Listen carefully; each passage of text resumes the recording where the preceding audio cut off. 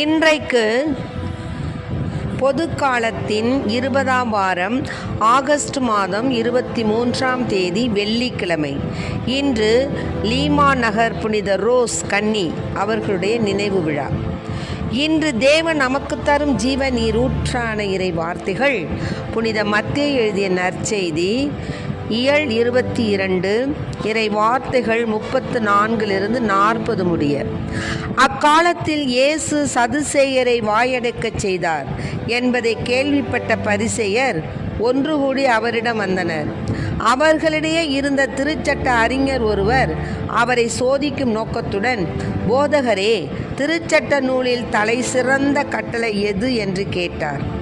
அவர், உன் முழு இதயத்தோடும் முழு உள்ளத்தோடும் முழு மனதோடும் உன் ஆண்டவராகிய கடவுளிடம் அன்பு செலுத்து, இதுவே தலை சிறந்த முதன்மையான கட்டளை. உன் மீது நீ அன்பு கூறுவது போல உனக்கு அடுத்திருப்பவர் மீதும் அன்பு கூர்வாயாக என்பது இதற்கு இணையான இரண்டாவது கட்டளை. திருச்சட்ட நூல் முழுமைக்கும் இறைவாக்கு நூல்களுக்கும் இவ்விரு கட்டளைகளே அடிப்படையாக அமைகின்றன என்று பதிலளித்தார். ஆண்டவரின் அருள்வாக்கு. கிறிஸ்துவே மக்கு புகழ். அன்பே கடவுள் என்றார், அன்புக்கு ஈடேது சொல். அன்பே இன்பம் என்றார், அன்புக்கு விலையேது சொல். அன்பே கடவுள் என்றார், அன்புக்கு ஈடேது சொல். இறைவாக்கு சொல்லாற்றலோ அன்புக்கு ஈடாகுமா? இறைவாக்கு சொல்லாற்றலும் அன்புக்கு ஈடாகுமா? இறை பொருள் உணராற்றலும் அன்புக்கு ஈடாகுமா? அன்பே கடவுள் என்றார், அன்புக்கு ஈடேது சொல். அன்பே இன்பம் என்றார், அன்புக்கு விலையேது சொல். அன்பே கடவுள் என்றார், அன்புக்கு ஈடேது சொல். இன்றைக்கு நம் தேவன் தரும் ஜீவ நீரூற்றான இறை வார்த்தைகளை கேட்டோம். இந்த சதுசேயரை ஏசப்பா வாயடைக்க செய்தார் அவங்க கேட்ட கேள்விக்கெல்லாம். அதனால பரிசேயர் என்ன பண்ணாங்க, ஒன்று கூடி அவர்கிட்ட இந்த திருச்சட்ட அறிஞர் ஒருத்தன் என்ன பண்ணா, ஏசப்பாவை சோதிக்கிற நோக்கத்தோட சொன்னா, திருச்சட்ட நூலில் தலை சிறந்த கட்டளை எது போதகரே அப்படின்னு கேட்டான். அப்போ ஏசப்பா சொன்னார், நீ உன் முழு இதயம் முழு உள்ளம் முழு மனதோடு உன் ஆண்டவராகிய கடவுளிடம் நீ அன்பு செலுத்து, அதுதான் தலை சிறந்த முதன்மையான கட்டளை. அடுத்தபடியா உன் மீது நீ அன்பு கூறுவது போல உனக்கு அடுத்திருப்பவர் மீது அன்பு கூர்வாயாக அப்படின்னு சொன்னார். இது அதற்கு இணையான இரண்டாவது கட்டளை. அதனால திருச்சட்ட நூல் முழுமைக்கும் இறைவாக்கு நூல்களுக்கும் இவ்விரு கட்டளைகள் தான் அடிப்படையாக இருக்கு. திருச்சட்ட நூல் முழுமைக்கும் தலை சிறந்த முதன்மையான கட்டளை நான் சொன்னது. அது மாதிரி இறைவாக்கு நூல்களுக்கும் இந்த கட்டளை தான். இந்த ரெண்டுக்குமே இந்த இரு கட்டளைகள் தான் அடிப்படையாக இருக்கிறது அப்படின்னு சொன்னார். அதை கேட்டோன்னா அவங்க வாயடிச்சு போயிட்டாங்க. இதுக்கு இப்போ அன்று அந்த எசேக்கியேல் ஆகமத்தில் ஒரு அருமையான ஒரு செய்தியை இப்போ நான் சொல்ல போகிறேன். 37 இயலில் 1-14 வரைக்கும் இருக்குது. அதை நான் சுருக்கமாக சொல்கிறேன். அதாவது, அந்த நாட்களில் ஆண்டவருடைய ஆற்றல் என் மீது இறங்கியது. அதாவது எசேக்கியேல் நூலில் தான் நம்ம இப்போ படிக்கிறோம். அவர் என்னை தம் ஆவியால் தூக்கி கொண்டு போய் பள்ளத்தாக்கின் நடுவில் நிறுத்தினார். அங்கே எலும்புகள் அதிகமாக கிடந்துச்சு. அந்த பள்ளத்தாக்கு அடியில் மிக பழைய எலும்புகள், அவை மிகவும், அதாவது எப்போ அது பழமையான எலும்புகள், அதெல்லாம் உலர்ந்தவையாக இருந்துச்சு. அப்போது அவர் சொன்னார், மானிடா, இந்த எலும்புகள்லாம் ஒன்றா சேர்ந்து உயிர் பெற்று எழ முடியுமா அப்படின்னு கேட்டார். அப்போது நான் சொன்னேன், என் தலைவராகி ஆண்டவரே உங்களுக்கு தாப்பா தெரியும் அப்படின்னு நான் சொன்னேன். அது மறுபடியும் அவர் என்ன சொன்னார், இந்த எலும்புகளுக்கு நீ என்ன பண்ணு, இறைவாக்கு உரை அப்படின்னு சொன்னார். அப்போது உலர்ந்த எலும்புகளே ஆண்டவரின் வாக்கை கேளுங்கள்னு சொல்லு அப்படின்னாரு. ஆண்டவர் இந்த எலும்புகளுக்கு இவ்வாறு சொல்கிறாரே அப்படின்னு சொல்லிட்டு ஆண்டவர் சொல்கிறாரு, இந்த எலும்புகளுக்கு இவ்வாறு கூறுகிறார். என்ன சொல்கிறாருன்னா, உங்களுக்குள்ளார உயிர் மூச்சை நான் புகச் செய்வேன், நீங்களும் உயிர் பெறுவீங்க. நான் உங்களை நரம்புகளால் தொடுப்பேன், உங்கள் மேல் சதையை பரப்புவேன், உங்களை தோளால் மூடுவேன், பின் உங்களுக்குள் உயிர் மூச்சு புகச் செய்வேன், நீங்களும் உயிர் பெறுவீர்கள். அப்போது நானே ஆண்டவர் என அறிந்து கொள்வீர்கள் அப்படின்னு அந்த உலர்ந்த எலும்புகள்கிட்ட சொல்கிறார். ஆகவே எனக்கு கட்டளையிட்டபடி என்ன பண்ணார், இறைவாக்கு உரைச்சார். அவர் இறைவாக்கு உரைக்கையில் அது என்னச்சுன்னா ஒரு மாதிரி உராயிர சத்தம், ஒன்றோடு ஒன்று உராயிர சத்தம்.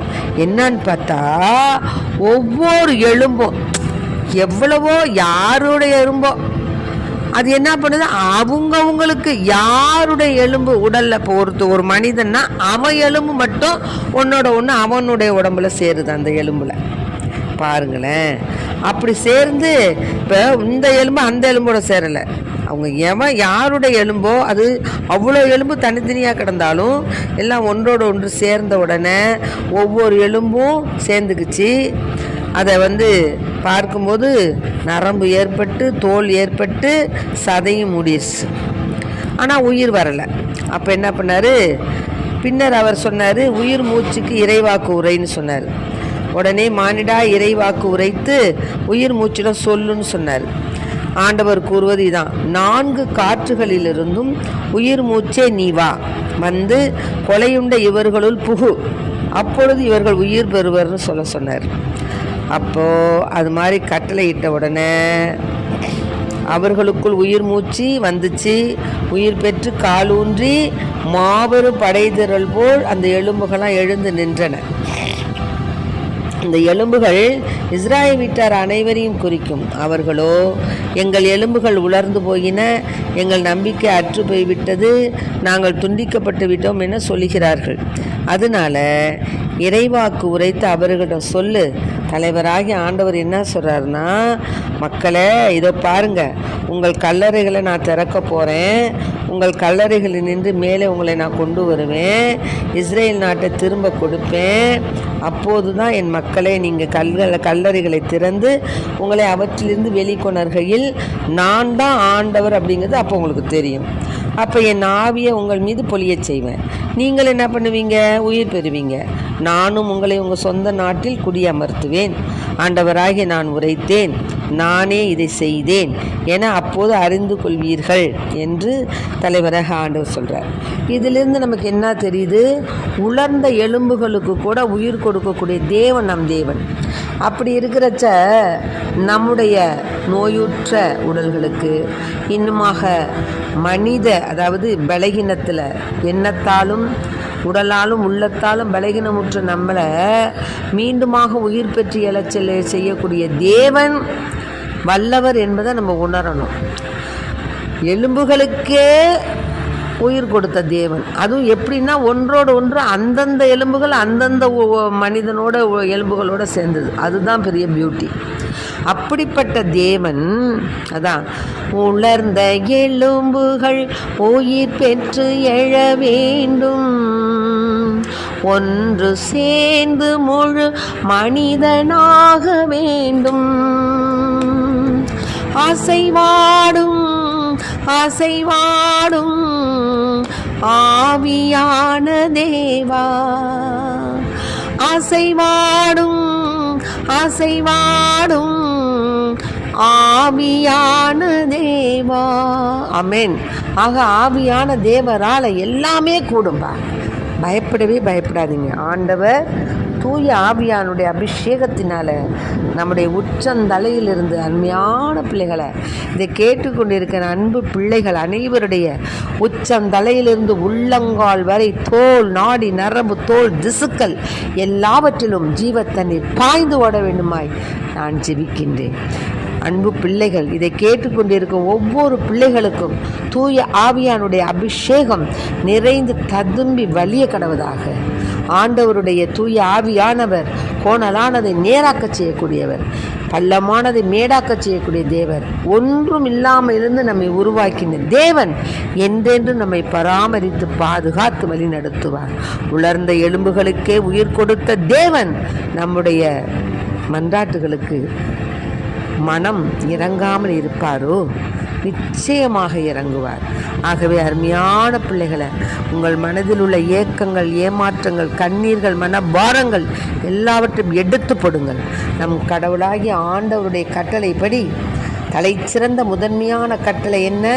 உன் ஆண்டவரை முழு இதயத்தோடும் எந்த சூழ்நிலையிலும் நாம் அவரை விட்டு விலகாதற்கு வரத்தை கேட்டு முழு இதயத்தோடு, முழு உள்ளத்தோடு, முழு மனதோடு நம் ஆண்டவராகிய கடவுளிடம் அன்பு செலுத்தி, அதற்கு இணையான கட்டளையான உன் மீது நீ அன்பு கூறுவது போல உனக்கு அடுத்திருப்பவர் மீதும் அன்பு கூர்வாயாக என்ற 2 கட்டளைகளுக்கு நாம் முக்கியத்துவம் கொடுத்து நம் வாழ்நாட்களில் இறைவனை நேசிப்போம், பிறரை நேசிப்போம், மன்னிப்போம், மறப்போம். ஆண்டவர் நமக்கு பெரிய ஆசீர்வாதத்தை கொடுத்து நம்மை உயர்த்துவார். ஆமென். Praise the lord. மரியே வாழ்க.